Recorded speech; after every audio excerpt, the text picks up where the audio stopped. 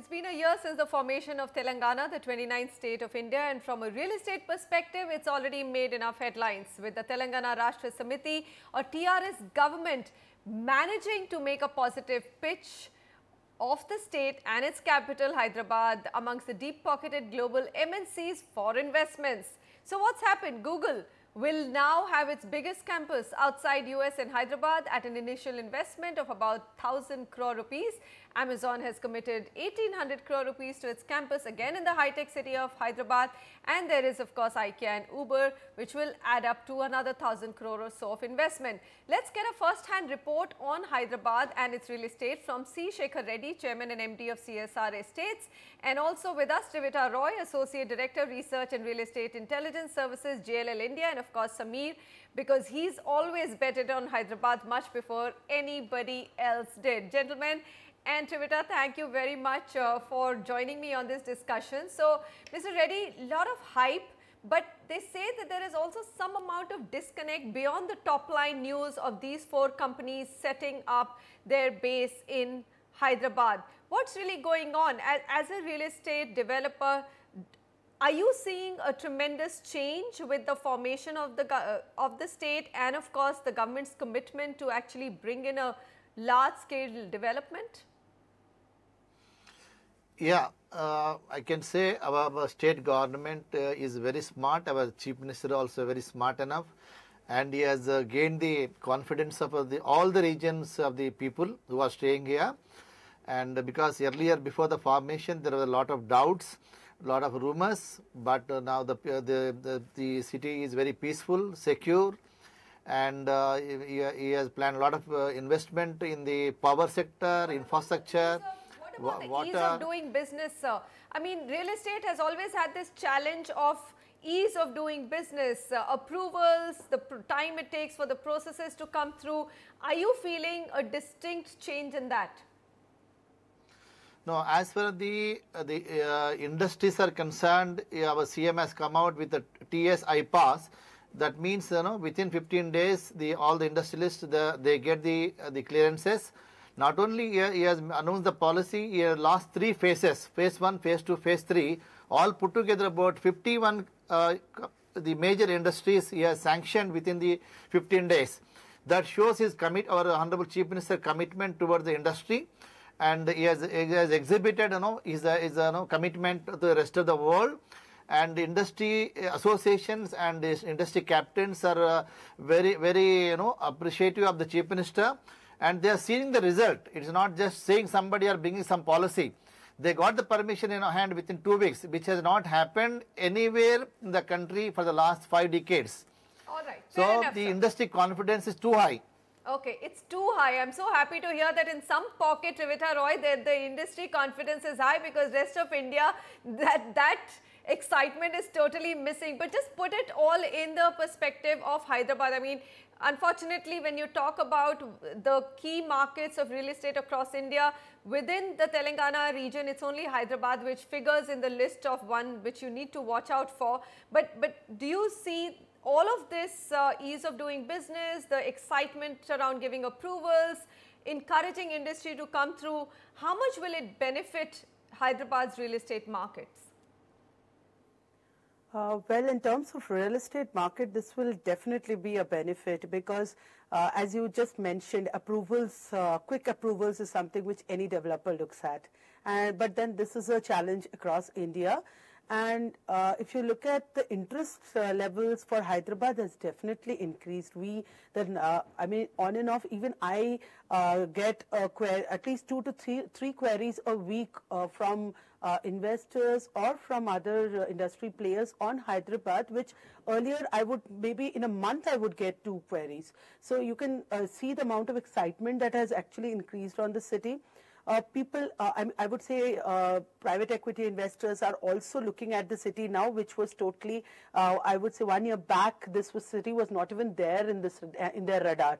But they are now looking at the city. They are, investigating how things are moving, and they are keeping a very close watch at the movement of the city right now. And I'm sure going forward in another year, latest in a year and a half, we would see some investments coming into the city in terms of clean real estate investments. Apart from that, also on the developer side, I would say that there has been a lot of improvement. People are launching, developers are launching projects. Prestige has launched 2,000 units for their project in Hyderabad. Puravankara is planning to launch their project. There are local developers also who have become very active. I have seen a stark increase in even residential launches. So the sentiment has definitely gone up, and there is a lot of things happening in that city, which was not happening a year back. All right. Okay, I'm so glad to hear that. But Sameer, unlike other cities, we also find that development in Hyderabad has remained sort of one-dimensional. There's the IT corridor in the western part which results in congestion, and we also end up getting most of the questions on our show for this belt. So is that good enough? I mean, to actually revive a city's real estate is my question to you. Well, first of all, I think I was having a discussion with a lot of PE players, and they shared with me that the best infrastructure in the country is in Hyderabad today. And that's why you can see all the top companies of the world lining up for IT space there. Coming to what you've said, I think there is enough and ample opportunity to be able to create a large size, literally a city out of this emerging corridor where all the IT destination is. That's why people are not looking elsewhere, because the opportunity lies here. The employment generation is, which is what is driving, especially in the IT side, is what is driving the appreciation and development in the real estate sector. And there is, Hyderabad has also suffered over the last 4-5 years, so there's a lot of catching up that needs to be done. So land is there, opportunity is there, and that's where everybody wants to encash rather than look at other areas in Hyderabad today. All right. Mr. Reddy, in terms of infrastructure, though as you have more companies coming and setting up, you will need better infrastructure. I know that there has Greater Hyderabad Municipal Corporation has taken up the creation of a good development plan, road development plan, allocated about 2,500 crore rupees for it. Multi-level flyovers will be constructed, etc. But how gung-ho are you? Because the story of real estate cannot be delinked from the infrastructure. At some point, the existing infrastructure will come under pressure. Do you think this government is geared up to match step by step when it comes to infrastructure? No, our Chief Minister is very serious about the Hyderabad infrastructure. The moment he came into the power, he is concentrating on the infrastructure, and as you said, there are about 50 flyovers is planned, but in the phase 1, he has allocated this much of money to have a seamless traffic without any traffic signals. He wanted to have all the junctions in the city. That is a major priority for him, and he want to start from north to south and east to west, the elevated flyovers also. That is also on his agenda.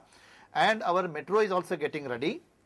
Overall infrastructure is also, not only that, he has himself personally taken up the Swachh Hyderabad and is concentrating hygiene and also slum redevelopment. He is giving all the poor slummer about free 2-bedroom apartments costing about 5.4 lakhs. So no government in the country has started that, giving free houses. Everybody is talking for the few decades, the policy point of view only, that's all. But nobody has come forward to give free houses, that is also 2-bedroom apartment. That means you want to increase the standard of living of the slum dwellers. And whereas the government of India is only giving about 2.3 lakhs for the credit linked home loan policy. Otherwise, for slum dwellers is only 1.5 lakh only they are giving. But the Chief Minister is very particular that he want to see without the Hyderabad without slum, and definitely a lot of infrastructure is going to come in future also. And we are also planning, in fact, we had one round of discussion with the Honorable Chief Minister. We are going to have online building permissions in coming future. Oh, online permissions, well, that's totally music to the ears. A lot of people have attempted it, or I would say a lot of states have attempted it, but really it's never been seamless as it has been on paper.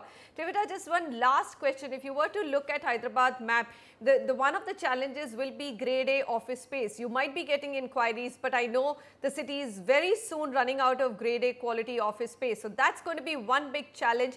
How will you as an IPC tackle that if you're recommending Hyderabad as a location of choice? Yes, so mostly this is not a challenge that we face rarely. We face this challenge very often. And with Hyderabad, this has been a case earlier also. So now with the increased inquiries, there are three types of spaces that are taken. Typically, if you look at it, they are ready to move in spaces. They are pre-committed spaces where the building is getting ready and they want to take spaces. And they are also a build-to-suit option that goes in. So now when the challenge is of ready to move in spaces or a pre-committed space, because there is a lot of projects which are still not yet under construction, under such circumstances the build to suit option is the one which works faster. So and this option has also been taken up earlier also in Hyderabad and it will continue. So to meet all the requirements of occupiers who they would be developers may just do an incubation space for the time being and then build as per their requirement. So this is how this challenge will be taken over going forward, at least for a year and a half still till we have good amount of space ready. For taking up again. Okay, then final question, Sameer, I mean we've talked about it, this I'm going to ask a non-partial person completely. I'm sure Mr. Reddy and Trivita will have their favorites. So let me ask Sameer, other than the high-tech city and Gachibowli, what are some of the areas that one should keep an eye out for in terms of micro markets for residential which will become robust tomorrow stories? Well, other than Gachibowli and high-tech city, there are very few micro markets that are deriving any kind of interest. Also, if you look at it, well, you can talk about areas around here, high-tech city and Gachibowli, like Miapur is one area that is deriving a lot of interest. Nanakram Guda. Then there is another micro market. Shamshabad is showing a lot of promise over there near the airport. So these are some of the areas because of the infrastructure initiatives that are being planned over there are looking like the next hotspots beyond Gachibowli and high-tech city. All right, gentlemen, thank you very much. Trivita Roy, thank you. Pleasure having you with us. It's good to hear of some exciting stories in this pocket of gloom and doom of pan-India real estate as we speak of. But yes, commercial real estate, though I must say, is also showing a lot more shine than 2014. And that's another positive overall for India's real estate market.